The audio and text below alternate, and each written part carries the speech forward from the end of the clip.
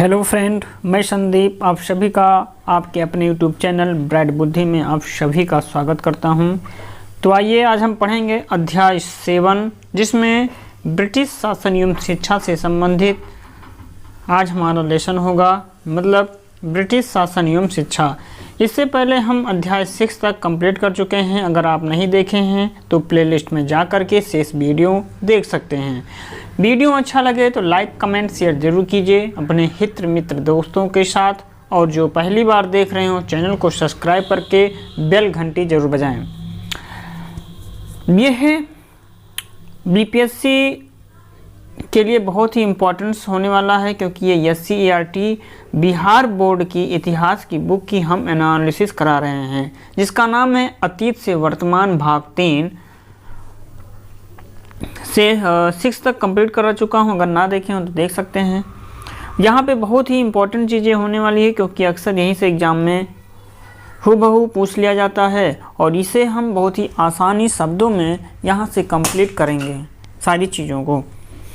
अगर यहाँ से आप कंप्लीट करेंगे तो आपको आसान लगेगा, और अपने ही शब्दों में सारी चीज़ें यहाँ पर बताया जाएगा, जिससे आप कहीं भी हिस्ट्री पढ़ें तो आपको आसानी से समझ में भी आए। इसीलिए आपको बेसिक चीज़ें पढ़ना बहुत ही आवश्यक है और बहुत ही ज़रूरी है, जिससे कि आप कहीं भी कोई भी कोर्स लिए हो तो वहाँ से आप थोड़ा सा रिलेट कर पाएँ। तो इसीलिए आप इसको सरसरी निगाहों से पढ़ सकते हैं, समझ सकते हैं। चलिए शुरू करते हैं। यहाँ से हम पिछले कुछ अध्याय में आप जान चुके हैं कि अंग्रेजी शासन के कारण भारतीय लोगों के जीवन के विभिन्न क्षेत्रों में किस तरह के परिवर्तन आए। यहाँ आप जानेंगे कि अंग्रेज़ों के द्वारा भारत में पहले से प्रचलित शिक्षा में क्या बदलाव किया गया। हम इस लेसन में ये जानने की कोशिश करेंगे, अगर यहाँ हमको ये जानकारी मिलेगी कि भारत में पहले से प्रचलित शिक्षा व्यवस्था में क्या बदलाव किया गया। शिक्षा के क्षेत्र में उनके द्वारा जो भी बदलाव किए गए उसके पीछे कुछ कारण अवश्य रहे होंगे। शासन व्यवस्था के द्वारा किए जाने वाले किसी काम के पीछे भी कुछ निश्चित उद्देश्य होते हैं। इस बात को आप वर्तमान सरकार के कार्यों से भी समझ सकते हैं। जैसे आप जहाँ पढ़ते हैं वहाँ आपको मुफ्त किताब, स्कूल ड्रेस, दोपहर का खाना मिलता होगा। सरकार ये काम आपको स्कूल से जोड़े रखने के लिए मुख्यतः किया गया है। ठीक इसी तरह अंग्रेज़ों के द्वारा भारत में शिक्षा के क्षेत्र में जो भी नई बात लाई गई उसके कारण और उद्देश्यों को आप इस पाठ में जान पाएंगे। अंग्रेज़ शिक्षा को किस तरह देखते थे? अंग्रेज़ जो हैं शिक्षा को किस तरह देखते थे? अंग्रेज़ों ने अपने शासन के पहले 60 वर्षों के दौरान शिक्षा के क्षेत्र में कोई भी नया काम नहीं किया। भारत में जैसे लोग पढ़ते थे, जिस प्रकार के स्कूल पाठ्यक्रम थे वैसे ही रहने दिया गया। यहाँ के लोगों को अपने देश के लोगों की तरह पढ़ाने का उन्होंने कोई प्रयास नहीं किया। लेकिन 1781 में कलकत्ता स्थापित मदरसा और बनारस में स्थापित संस्कृत कॉलेज इसके अपवाद थे। अर्थात 1781 में कलकत्ता में स्थापित किया गया मदरसा और बनारस में स्थापित किया गया था संस्कृत कॉलेज, यह इसका अपवाद स्वरूप है। इन दोनों संस्थाओं को हिंदुओं और मुसलमानों में प्रचलित कानूनों और परंपराओं को समझने के लिए स्थापित किया गया था। अंग्रेज उन परंपराओं को इसलिए जानना चाहते थे ताकि भारत में शासन चलाना आसान हो जाए। इसका एक उद्देश्य ये भी था कि कंपनी के द्वारा भारत में जो अदालतें बनाई गई थीं, जिसमें भारतीय लोगों से जुड़े मुकदमे सुने जाते थे, उनके लिए कुछ जानकार लोग उन्हें आसानी से मिल जाएं। तब आप ये सोचेंगे कि फिर आखिर क्या हुआ कि अंग्रेज़ जो हैं भारतीय शिक्षा में परिवर्तन करने के लिए बाध्य हो गए। मतलब कि ऐसा क्या हुआ कि जो अंग्रेज़ लोग हुए वे भारत में या भारतीय शिक्षा में परिवर्तन करने के लिए मजबूर हो गए। असल में उस समय कई ऐसे अंग्रेज अधिकारी और कर्मचारी थे जो भारतीय साहित्य, धर्म, दर्शन और संस्कृति को पूरी तरह जानना चाहते थे।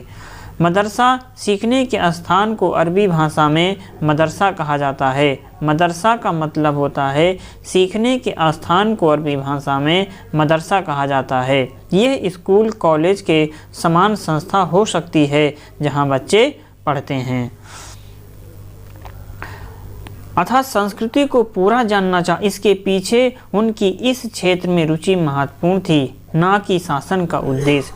इन लोगों में विलियम जोन्स जो थे प्रमुख थे। इस तरह के लोग जब से भारत आए थे तभी से यहाँ प्रचलित भाषाओं को सीख रहे थे, जिनमें फारसी संस्कृत प्रमुख भाषा थी। वे जानते थे कि इन्हीं दो भाषाओं में अधिकांश पुस्तकें लिखी गई, जिसमें भारत की संस्कृति, सभ्यता और परंपरा की पूरी जानकारी है। फारसी संस्कृत को सीख करके वे भारतीय पुस्तकों का अंग्रेजी में अनुवाद भी कर रहे थे। इसी क्रम में कालिदास रचित नाटक अभिज्ञान शकुंतलम, हिंदुओं के पवित्र ग्रंथ गीता, मनुस्मृति, पंचतंत्र, हितोपदेश इत्यादि पुस्तकों का अंग्रेजी में अनुवाद किया गया।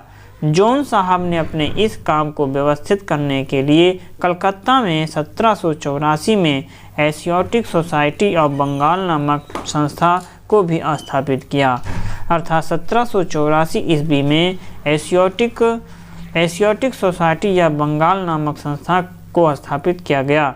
इस संस्था से समय समय पर एक पत्रिका भी निकाली जाती थी, जिसमें प्राचीन भारतीय परंपराओं और अच्छाइयों की चर्चा होती थी। विलियम जोन्स जो हैं फारसी भाषा सीख रहे हैं, इस चित्र में देख सकते हैं। और यहाँ पर एशियाटिक सोसाइटी या बंगाल, आप ये यहाँ पर इसका ये जो है ये एशियाटिक सोसाइटी या बंगाल है। विलियम जोन्स भारत के प्रति आदर और सम्मान का भाव अपने मन में रखते थे। वे मानते थे कि प्राचीन काल में भारत अपने वैभव के शिखर पर था। अगर भारत की श्रेष्ठता को जानना है तो उस समय के लिखे जाने वाले महान भारतीय ग्रंथों जैसे वेद, उपनिषद, स्मृति, धर्मसूत्र के विषय में आप कक्षा 8 में पढ़ चुके हैं को जानना जरूरी है। उनका मानना था कि अगर भारत में एक बेहतर अंग्रेजी शासन कायम करना है तो इन ग्रंथों को पढ़ना और समझना आवश्यक होगा। विलियम जोन्स के इस विचार ने उस समय बहुत सारे अंग्रेजों को जो भारत में कार्यरत थे भारतीय अतीत को जानने के लिए प्रेरित किया। भारत में जोन्स की तरह विचार रखने वाले अंग्रेजों की एक बड़ी संख्या हो गई, जो भारतीय ज्ञान विज्ञान को बढ़ावा देने की मांग अंग्रेजी सरकार से करने लगी। इसी तरह के विचार और प्रयासों ने अंग्रेजी सरकार पर शिक्षा के क्षेत्र में कुछ काम करने के लिए दबाव बनाया। इसी के तहत 1813 ईस्वी में ब्रिटिश संसद में बनने वाले एक कानून को आप देख सकते हैं। इस कानून में कहा गया कि अंग्रेजी सरकार प्रति वर्ष 1 लाख रुपए भारत में शिक्षा क्षेत्र में खर्च करेगी। इस कानून के लिए एक महत्वपूर्ण कारक ये भी था कि इस समय तक भारत में अंग्रेजी शासन का क्षेत्र काफ़ी फैल चुका था। इस बड़े क्षेत्र पर संचालन के लिए कर्मचारियों की एक बड़ी संख्या की आवश्यकता थी। इतने लोग इंग्लैंड से नहीं आ सकते थे। सरकार को भारत में ही कर्मचारियों को तैयार करना था, अतः शासन के लायक काम के लिए उन्हें शिक्षित करना आवश्यक था। ये भारत में अभी तक प्रचलित शिक्षा से पूरा नहीं हो पाता। इस बात ने भी शिक्षा के क्षेत्र में कुछ नया करने को अंग्रेजी सरकार को बाध्य किया गया। अर्थात अंग्रेज लोग जितने भी थे ये है अब भारी संख्या में लोगों को अपने वहाँ से नहीं ला सकते थे। इसीलिए उन्होंने सोचा कि अब भारतीयों को अंग्रेजी शिक्षा दे करके उन्हें अपने काम में लगा लिया जाए। इसीलिए भारत में अंग्रेजी शिक्षा का प्रसार करने के लिए वो मजबूर हो गए। भारत में प्रचलित शिक्षा क्यों अंग्रेजों के लिए शासन कार्य हेतु उपयोगी नहीं थी, इसे आप इसी पाठ में आगे जानेंगे। ये गतिविधि है। जोन्स प्राचीन भारतीय ग्रंथों को पढ़ना जरूरी क्यों समझते थे, ऐसा क्यों? शिक्षा नीति संबंधी विवाद। शिक्षा के क्षेत्र में खर्च करने के लिए पैसा तो मिल गया, लेकिन अब सवाल ये था कि उसे खर्च किस रूप में किया जाए। कुछ अंग्रेज विद्वानों का कहना था कि इस पैसे को भारतीय विद्या और ज्ञान के प्रसार में खर्च करना चाहिए। इन लोगों पर जोन्स महोदय का प्रभाव था। ये वर्ग कहता था कि भारतीयों को उनकी भाषा में ही पढ़ाया जाए, इससे कर्मचारियों की आपूर्ति भी हो जाएगी, साथ ही भारत की परंपरा को भी जानने में सहायता मिलेगी। ये दोनों बात भारत में अंग्रेजी शासन को मजबूत और अस्थायी बनाएगी। इसके विपरीत अंग्रेजों का एक बड़ा वर्ग इस बात की आलोचना कर रहा था कि इन लोगों का कहना था कि भारतीय शास्त्र अवैज्ञानिक और गलत सूचनाओं से भरे हुए हैं, इसलिए इतना पैसा इस पुरातन भारतीय शिक्षा पर खर्च करना मूर्खता है। इस बात के प्रमुख विचारक जोन्स मिल और मैकाल थे। इन लोगों का मानना था कि भारतीयों को व्यवहारिक जीवन की शिक्षा देना चाहिए।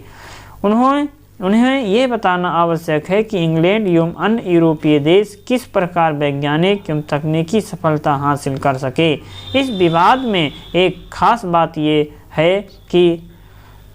बात ये उभर कर आई कि उस समय के कुछ जागरूक भारतीय, जिनमें राजा राम मोहन राय प्रमुख थे, ने भी इंग्लैंड में प्रचलित शिक्षा का ही भारत में प्रसार करने की वकालत की। इन भारतीयों का भी मानना था कि भारत की प्रगति इसी शिक्षा के माध्यम से संभव है। राजा राम मोहन राय लगातार इस मत का प्रचार करते रहे हैं कि विवाद में मैकाले ने अपना पक्ष अर्थात वैज्ञानिक एवं तकनीकी शिक्षा का प्रसार काफ़ी मजबूती से रखा। इस शिक्षा के लिए भाषा के रूप में अंग्रेजी को प्रमुख बताया। वह कहते थे कि अंग्रेजी भाषा पढ़ने से भारतीयों को दुनिया की श्रेष्ठ जानकारी मिल पाएगी। मैकाले के मत को ही अंततः अंग्रेजी सरकार ने मान लिया और 1835 में इसी के आधार पर अधिनियम पारित किया गया और इसे ही आधुनिक शिक्षा अधिनियम के नाम से जाना जाता है। अर्थात अधिनियम 1935 में ऐसा अधिनियम पारित किया गया जिसे हम आधुनिक शिक्षा अधिनियम के नाम से जानते हैं। इस अधिनियम में ये व्यवस्था की गई कि अंग्रेजी उच्च शिक्षा का माध्यम होगा तथा भारतीय भाषाओं और उनमें दी जाने वाली शिक्षा को प्रोत्साहित नहीं किया जाएगा। स्कूल स्तर की शिक्षा के स्वरूप को पहले वाले रूप में ही छोड़ दिया गया। फिर भी स्कूली पाठ्यक्रमों को भी अंग्रेजी में छपाई होने लगी। इस तरह भारत में पहली बार लोगों के लिए एक नई शिक्षा व्यवस्था शुरू की गई। गतिविधि कल्पना करें, अंग्रेज भारतीय लोगों के मानस को अपने अनुसार क्यों ढालना चाहते थे। व्यवसाय के लिए शिक्षा। इस शिक्षा नीति में 1854 में एक बड़ा बदलाव किया गया। अब यह तय हो चुका था कि इस क्षेत्र में सभी प्रयास आधुनिक शिक्षा के विकास के लिए होगा। 1854 में इसे ही और मजबूत एवं व्यवस्थित बनाया गया और इस वर्ष इंग्लैंड से अंग्रेज प्रशासकों के द्वारा ईस्ट इंडिया कंपनी सरकार के नाम से शिक्षा संबंधित एक नीति संबंधी पत्र भेजा गया। इस नीति पत्र में वुड डिस्पैच जिसे कहते हैं, भारत में लागू होने वाली संपूर्ण शिक्षा नीति की रूपरेखा थी। इसका एक बड़ा उद्देश्य था कि आधुनिक शिक्षा के माध्यम से भारतीय लोगों के मानस को बदलना ताकि उनकी जीवन शैली यूरोपीय हो जाए। आज भी शिक्षा को ही व्यक्ति के मानस को निर्मित करने वाला बड़ा आधार माना जाता है। शायद अंग्रेजों को ऐसा लगता होगा कि उनकी शैली को अगर भारतीय अपना लें तो यहाँ उनका शासन अस्थायी बना रहेगा। 1854 की नीति का महत्व। इसी से भारत में आधुनिक शिक्षा के ढांचे का निर्माण हुआ। प्राथमिक से लेकर के उच्च शिक्षा तक के लिए एक नियम बनाया गया और शिक्षा संबंधी सभी मामलों पर सरकार का नियंत्रण हो गया। प्राथमिक शिक्षा की भाषा भारतीय रही, जबकि उच्च शिक्षा का माध्यम अंग्रेजी बनाया गया। उच्च शिक्षा को नियमित करने के लिए विश्वविद्यालयों को स्थापित किया गया और 1857 में 3 विश्वविद्यालय बनाए गए। 3 विश्वविद्यालय जिसमें कलकत्ता, मुंबई और मद्रास में। जिला स्तर पर हाई स्कूल सरकारी प्रयासों से शुरू हुए और निजी स्तर पर विद्यालयों की स्थापना संचालन की अनुमति मिली। कुल मिलाकर के आज जिस तरह की शिक्षा का स्वरूप देख रहे हैं वो सभी इस नीति पत्र की ही देन है।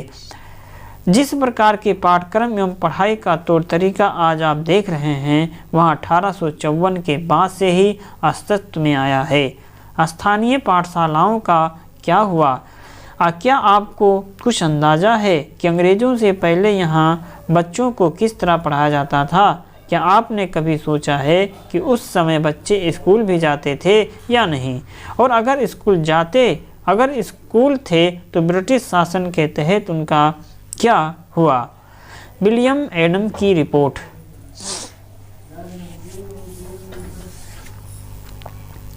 1830 के दशक में स्कॉटलैंड से आए ईसाई प्रचारक विलियम एडम ने बंगाल और बिहार के जिलों का दौरा किया।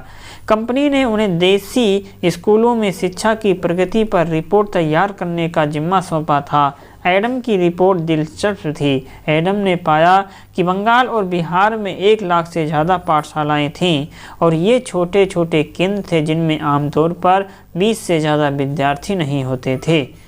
फिर भी इन पाठशालाओं में पढ़ने वाले बच्चों की संख्या काफ़ी बढ़ी, यानी 20 लाख से भी ज़्यादा थी। ये पाठशालाएं संपन्न लोगों या स्थानीय समुदायों के द्वारा चलाई जा रही थी। कई पाठशालाएं स्वयं गुरु के द्वारा ही प्रारंभ की गई थी। शिक्षा का तरीका काफ़ी लचीला था। आज आप जिन चीज़ों की स्कूलों से उम्मीद करते हैं उनमें से कुछ चीज़ें उस समय की पाठशालाओं में भी मौजूद थीं। बच्चों की फीस निश्चित नहीं थी, छपी हुई किताबें नहीं थीं, पाठशाला की इमारत अलग से नहीं बनाई जाती थी, बेंच कुर्सियां नहीं होती थीं, ब्लैक बोर्ड नहीं होते थे, अलग से कक्षाएं लेने बच्चों की हाजिरी लेने का कोई इंतजाम नहीं होता था, सालाना इम्तिहान और नियमित समय सारणी जैसी कोई व्यवस्था नहीं थी। कुछ पाठशालाएं बरगद की छांव में ही चलती थी तो कई गांव की दुकान या मंदिर के कोने में या गुरु के घर पर ही बच्चों को पढ़ाया जाता था।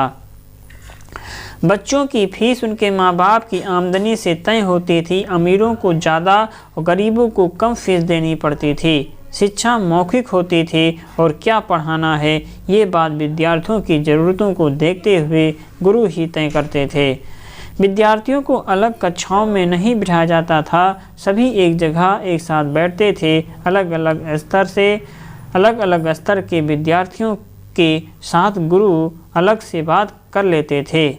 एडम ने पाया कि यह लचीली प्रणाली स्थानीय आवश्यकताओं के लिए काफ़ी अनुकूल थी। उदाहरण के लिए फसलों की कटाई के समय कक्षाएं बंद हो जाती थीं क्योंकि उस समय गांव के बच्चे प्रायः खेतों में काम करने चले जाते थे।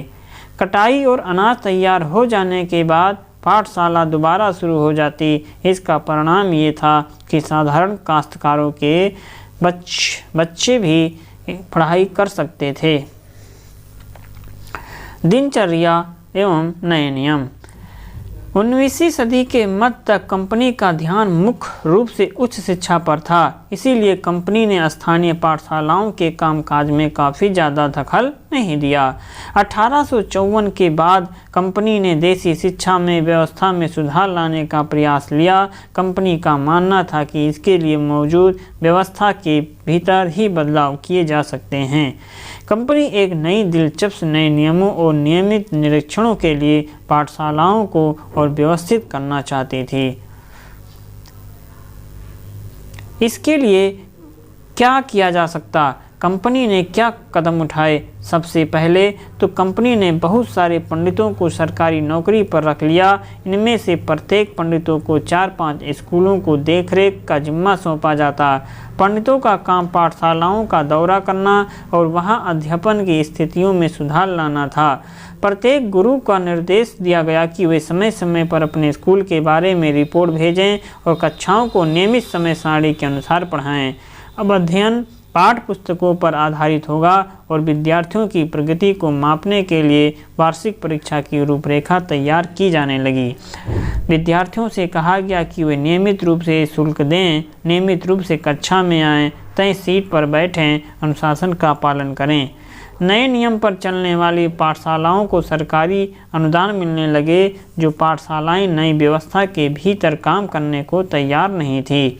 उन्हें कोई सरकारी सहायता नहीं दी जाती थी। जिन गुरुओं ने सरकारी निर्देशों का पालन करने के बजाय अपनी स्वतंत्रता बनाए रखी वे सरकारी सहायता प्राप्त और नियमों से चलने वाली पाठशालाओं के सामने कमज़ोर पड़ने लगे। इन नए नियमों और दिनचर्या का एक और भी नतीजा हुआ। पहले वाली व्यवस्था में गरीब किसानों के बच्चे भी पाठशालाओं में जा सकते थे, क्योंकि पाठशालाओं की समय सारणी काफ़ी लचीली होती थी। नई व्यवस्था के अनुसार अनुशासन की मांग थी कि बच्चे नियमित रूप से स्कूल जाएं या स्कूल से आएं। अब कटाई के मौसम में भी बच्चों का स्कूल में आना जरूरी था, जबकि उस समय गरीब घरों के बच्चे खेतों में काम करने जाया करते थे। अगर कोई स्कूल नहीं जा पाता तो उसके अनुशासनहीन माना जाता था, यानी बच्चा पढ़ना लिखना ही नहीं जानता था। राष्ट्रीय शिक्षा की कार्यसूची। केवल अंग्रेज अफसर ही भारत में शिक्षा के बारे में नहीं सोच रहे थे। 19वीं सदी की शुरुआत से ही भारत के विभिन्न भागों के बहुत सारे विचारक शिक्षा के व्यापक प्रसार की ज़रूरत पर जोर देने लगे थे। यूरोप में आ रहे बदलावों से प्रभावित होकर के कुछ भारतीयों का मानना था कि पश्चिमी शिक्षा भारत का आधुनिकीकरण कर सकती थी। उन्होंने अंग्रेज़ों से आह्वान किया कि वे नए स्कूल, कॉलेज और विश्वविद्यालय खोलें, शिक्षा पर ज़्यादा पैसा खर्च करें। अंग्रेजी शिक्षा ने हमें गुलाम बना दिया। महात्मा गांधी का कहना था कि औपनिवेशिक शिक्षा ने भारतीयों के मस्तिष्क में हीनता का भाव या हीनता का बोध पैदा कर दिया। इसके प्रभाव में आकर के यहाँ के लोग पश्चिमी सभ्यता को श्रेष्ठतर मानने लगे और अपनी संस्कृति के प्रति उनका गौरव भाव नष्ट हो गया। महात्मा गांधी ने कहा कि इस शिक्षा में विष भरा है, ये पापपूर्ण है। महात्मा गांधी का कथन था कि इस शिक्षा में विष भरा है, ये पापपूर्ण है। इसने भारतीयों को दास बना दिया, इसने लोगों पर दुष्प्रभाव डाला है। उनके मुताबिक पश्चिम से अभिभूत, पश्चिम से आने वाली हर चीज़ की प्रशंसा करने वाले इन संस्थाओं में पढ़ने वाले भारतीय ब्रिटिश शासन को पसंद करने लगे थे। महात्मा गांधी एक ऐसी शिक्षा के पक्षधर थे जो भारतीयों के भीतर प्रतिष्ठा, स्वाभिमान का भाव पुनर्जीवित करे। राष्ट्रीय आंदोलन के दौरान उन्होंने विद्यार्थियों से आह्वान किया कि वे शिक्षा संस्थानों को छोड़ दें और अंग्रेज़ों को बताएं कि अब वे गुलाम बने रहने के लिए तैयार नहीं। महात्मा गांधी की दृढ़ मान्यता थी कि शिक्षा केवल भारतीय भाषाओं में ही दी जानी चाहिए। उनके मुताबिक अंग्रेजी में दी जा रही शिक्षा भारतीयों को अपाहिज बना देती है। उसने उन्हें अपने सामाजिक परिवेश से काट दिया और उन्हें अपनी ही भूमि पर अजनबी बना दिया। उनकी राय में विदेशी भाषा बोलने वाले, स्थानीय संस्कृति से घृणा करने वाले अंग्रेजी शिक्षित भारतीय अपनी जनता से जोड़ने के तौर तरीके भूल चुके थे।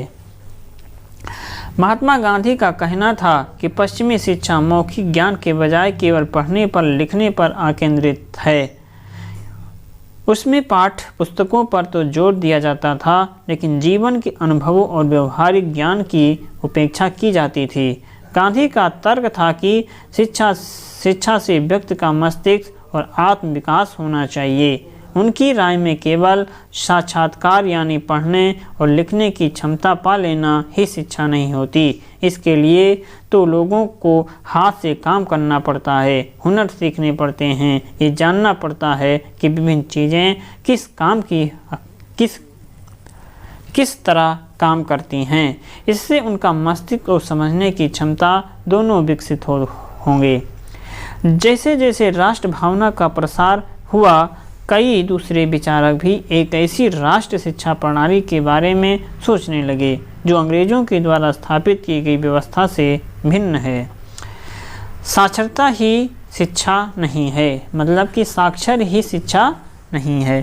गांधी ने कहा था कि शिक्षा से मेरा मतलब इस बात से है कि बालक और मनुष्य के देह, मस्तिष्क और भावना की श्रेष्ठता को सामने लाया जाए। साक्षरता तो शिक्षा का अंत है और ना ही उसकी शुरुआत। ये तो केवल एक साधन है जिसके जरिए पुरुष और महिलाओं को शिक्षा दी जाती है। साक्षरता अपने आप में शिक्षा नहीं होती। लिहाजा मैं बच्चों को शिक्षित करते हुए सबसे पहले उन्हें कोई उपयोगी हस्त कौशल सिखाऊंगा और उन्हें शुरू से ही कुछ रचनाएं पैदा करने के लिए तैयार करूंगा। मेरा मानना है कि दिमाग और आत्मा का सर्वोच्च इस तरह की शिक्षा में ही संभव है। प्रत्येक हस्त कौशल आज की तरह केवल यांत्रिक ढंग से ही नहीं बल्कि वैज्ञानिक ढंग से पढ़ाया जाना चाहिए। यानी बच्चों को प्रत्येक प्रक्रिया के क्यों और किस लिए का पता होना चाहिए। टैगोर का शांति निकेतन। टैगोर का शांति निकेतन। आप में से बहुत लोगों ने शांति निकेतन के बारे में सुना होगा। रविन्द्रनाथ टैगोर ने ये संस्था 1901 में शुरू किया था। अर्थात रविन्द्रनाथ टैगोर जो हैं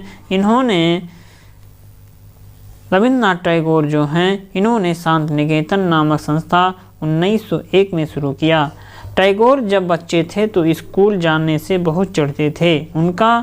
वहाँ उनका कदम घुटता था। उन्हें स्कूल माहौल दमनकारी लगता। टैगोर को इससे लगता था मानो स्कूल कोई जेल हो, क्योंकि वहाँ बच्चे मन चाहा कभी नहीं कर पाते। जब दूसरे बच्चे शिक्षक को सुन रहे होते हैं तो टैगोर का दिमाग कहीं और भटक रहा होता था। कलकत्ता के अपने स्कूल जीवन के अनुभवों ने शिक्षा के बारे में टैगोर के विचारों को काफ़ी प्रभावित किया। जब वे बड़े हुए तो उन्होंने एक ऐसा स्कूल खोलने के बारे में सोचा जहां बच्चे खुश रह सकें, जहां से मुक्त और रचनाशील हो, जहां वे अपने विचारों को आकांक्षाओं को समझ सकें। टैगोर को लगता था कि बचपन का समय अपने आप सीखने का समय होना चाहिए। वो अंग्रेज़ों के द्वारा स्थापित की गई शिक्षा व्यवस्था के कड़े और बंधनकारी अनुशासन से मुक्त करना चाहते थे। शिक्षक कल्पनाशील हो, बच्चों को समझते हों और उनके अंदर उत्सुकता जानने की चाह विकसित करने में मदद दे। टैगोर के मुताबिक वर्तमान स्कूल बच्चे की रचनाशीलता, कल्पनाशील होने के उसके स्वाभाविक गुण को मार देते हैं। टैगोर का मानना था कि सृजनात्मक शिक्षा को केवल प्राकृतिक परिवेश में ही प्रोत्साहित किया जा सकता है। इसीलिए उन्होंने कलकत्ता में 100 किलोमीटर दूर एक ग्रामीण परिवेश में अपना स्कूल खोलने का फैसला लिया। उन्हें यह जगह निर्मल, शांति से भरी शांति निकेतन दिखाई दी, जहां प्रकृति के साथ जीते हुए बच्चे अपनी स्वाभाविक सृजनात्मक मेधा को और विकसित कर सकते थे। महात्मा गांधी और कस्तूरबा गांधी की शांति निकेतन में रविन्द्रनाथ टैगोर और लड़कियों की एक टोली के साथ बैठे हैं 1940 ईस्वी में। बहुत सारे मामलों में टैगोर और महात्मा गांधी शिक्षा के बारे में कमोबेश एक जैसी राय रखते थे, लेकिन दोनों के बीच फर्क भी था। गांधी जी पश्चिमी सभ्यता और मशीनों व प्रौद्योगिकी की उपासना के कट्टर आलोचक थे। टैगोर आधुनिक पश्चिमी सभ्यता और भारतीय परंपरा के श्रेष्ठ तत्वों का सम्मिश्रण चाहते थे। उन्होंने शांति निकेतन में कला, संगीत, नृत्य के साथ साथ विज्ञान, प्रौद्योगिकी की शिक्षा पर भी जोर दिया। इस प्रकार बहुत सारे लोग इस बारे में सोचने लगे थे कि एक राष्ट्रीय शिक्षा प्रणाली की रूपरेखा क्या होनी चाहिए। कुछ लोग अंग्रेजों के द्वारा स्थापित की गई व्यवस्था में परिवर्तन चाहते थे। उनका मानना था कि इस व्यवस्था को इस तरह फैलाया जाए कि उसमें ज़्यादा से ज़्यादा लोगों को पढ़ने के मौके मिलें। इसके विपरीत बहुत सारे लोग ऐसे भी थे जो एक वैकल्पिक व्यवस्था चाहते थे ताकि लोगों को सच्चे अर्थों में राष्ट्रीय संस्कृति की शिक्षा दी जा सके। कौन तय करे कि सच्चे अर्थों में राष्ट्रीयता क्या होता है। इस राष्ट्रीय शिक्षा की बहस स्वतंत्रता के बाद भी जारी रही। आधुनिक शिक्षा और बिहार। आधुनिक शिक्षा और बिहार। अभी तक इस पाठ में आपने जिन जिन बातों को जाना उसका सीधा प्रभाव बिहार पर भी हुआ। शिक्षा के क्षेत्र में अंग्रेजों के द्वारा किए गए सारे प्रयास सबसे पहले बंगाल में हुए। बिहार 1911 तक बंगाल का ही एक हिस्सा था, इसीलिए वहाँ जो भी कुछ हो रहा था उससे बिहार अलग नहीं रहा। 1835 में शुरू हुई नई शिक्षा नीति के बाद से बिहार में भी आधुनिक शिक्षा का ढांचा विकसित होने लगा। सरकारी और व्यक्तिगत प्रयासों से कई स्कूल शुरू हुए जहां आधुनिक शिक्षा लागू किया गया। सरकारी प्रयासों से सबसे पहले 1835 में ही पटना में और पटना कॉलेजिएट हाई स्कूल स्थापित किया गया। यहां बिहार का प्रथम आधुनिक स्कूल था। इसी कड़ी में 1836 में आरा में हाई स्कूल और 1837 में भागलपुर में, 1839 में छपरा और 1845 में गया एवं मुजफ्फर में हाई स्कूल सरकार के द्वारा स्थापित किए गए। अब इन्हीं सबों को जिला स्कूल के नाम से जाना जाता है। व्यक्तिगत प्रयासों के तहत बड़े जमींदारों व्यापारियों द्वारा भी सरकारी अनुमति से आधुनिक स्कूल स्थापित किए गए। जैसे गया स्थित टिकरी में वहाँ के जमींदार के द्वारा स्थापित टिकरी राज स्कूल, दरभंगा में वहाँ के राजा के द्वारा स्थापित दरभंगा राज स्कूल तथा पटना में ही कुल्हड़िया के जमींदार के द्वारा शुरू किया गया बिहार नेशनल हाई स्कूल, जो बाद में बिहार नेशनल कॉलेज बना, प्रमुख है। बंगाली समुदाय के द्वारा भी बिहार में स्कूली शिक्षा को बढ़ावा देने में काफ़ी महत्वपूर्ण भूमिका अदा की गई, जिससे 1867 में पटना स्थित बांकीपुर बालिका विद्यालय लड़कियों का प्रथम स्कूल हो और 1868 में भागलपुर में स्थापित मोक्षदा बालिका विद्यालय या 1884 में मुजफ्फरपुर में स्थापित मुखर्जी सेमिनार प्रमुख है। मुस्लिम समुदाय के द्वारा भी सर सैयद के आंदोलन से प्रेरित पटना के मौलवी मोहम्मद हसन ने मोहम्मदन एंग्लो अरबिक स्कूल की 1884 में स्थापना की। इन सभी स्कूलों का आधुनिक शिक्षा के प्रसार में बड़ा योगदान रहा। कुछ स्कूल अंग्रेजों के व्यक्तिगत प्रयास से भी शुरू हुए, जैसे 1880 में दरभंगा में नॉर्थ बुक हाई स्कूल और 1901 में समस्तीपुर का वाटसन हाई स्कूल इसी श्रेणी में आएगा। जहाँ तक उच्च शिक्षा से जुड़ी संस्थाओं जैसे कि कॉलेज विश्वविद्यालय की बात है, यहाँ भी कुछ कॉलेज सरकारी प्रयास से खोले गए और 1863 में पटना में स्थापित पटना कॉलेज अर्थात बिहार का सबसे पुराना कॉलेज, जो 1878 में स्थापित तेज नारायण जुबली कॉलेज भागलपुर, जिस 1879 बिहार नेशनल कॉलेज पटना, 1858 में स्थापित डायमंड जुबली कॉलेज मुंगेर और जमींदारों और व्यापारियों के संरक्षण में। कॉलेज एक सामाजिक संगठन और भूमिहर ब्राह्मण सभा के द्वारा स्थापित किया गया। ईसाई धर्म प्रचारकों के द्वारा भारत के साथ साथ बिहार के कई हिस्सों में स्कूल का स्थापित कर आधुनिक शिक्षा को बढ़ावा दिया। ईसाइयों ने सबसे पहले बेतिया के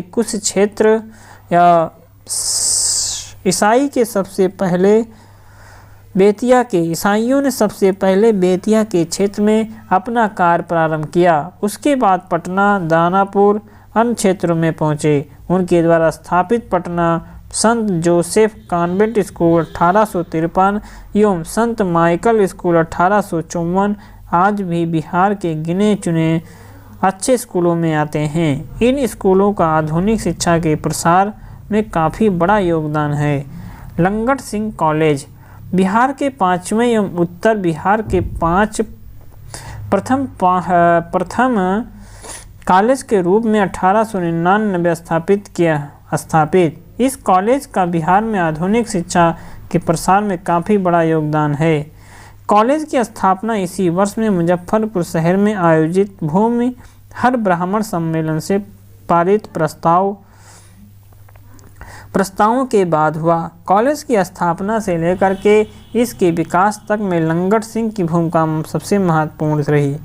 उन्होंने अपने जीवन भर की कमाई इस कॉलेज को दान कर दी और कॉलेज को आर्थिक मदद से काशी तक तथा दरभंगा के राजा और स्थानीय जमींदार एवं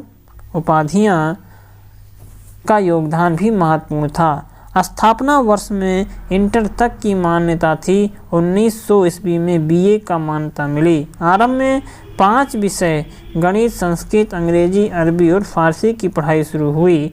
शुरू के साल में 5 शिक्षक और 72 छात्र ही थे। इस कॉलेज में कुछ दिनों तक डॉक्टर राजेंद्र प्रसाद ने भी इतिहास विषय के अध्यापक के रूप में अपना योगदान दिया। 1915 में इसे अंग्रेजी सरकार ने अपने अधिकार में ले लिया।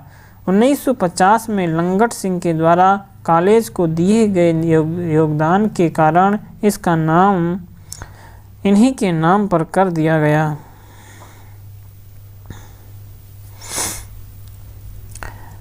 इन तमाम शैक्षणिक प्रयासों के बावजूद 1835-1859 तक भारतीयों के द्वारा आधुनिक शिक्षा के प्रति उतना आकर्षण देखने को नहीं मिलता, खासकर बिहार में। फिर भी अंग्रेजों ने भारत में एक ऐसी शिक्षा व्यवस्था की नींव अवश्य डाली जिसने भारत को आधुनिक राष्ट्र के रूप में परिवर्तित करने में प्रभावी भूमिका अदा की। वर्तमान भारत के शैक्षणिक ढांचा की पृष्ठभूमि अंग्रेजों के द्वारा स्थापित यह आधुनिक शिक्षा ही रही। शिक्षा के इस तात्कालीन भारतीय समाज में क्या बदलाव आया, इसके विषय में आप आगे पढ़ेंगे। अभ्यास है, आइए फिर से याद करें। तो यहाँ पर है विलियम जोन्स भारतीय इतिहास, दर्शन, कानून का अध्ययन को क्यों जरूरी समझे। तो यहाँ पे इसके बहुविकल्पीय हैं। आप यहाँ से इसके प्रश्नों का उत्तर अवश्य देंगे कमेंट बॉक्स में।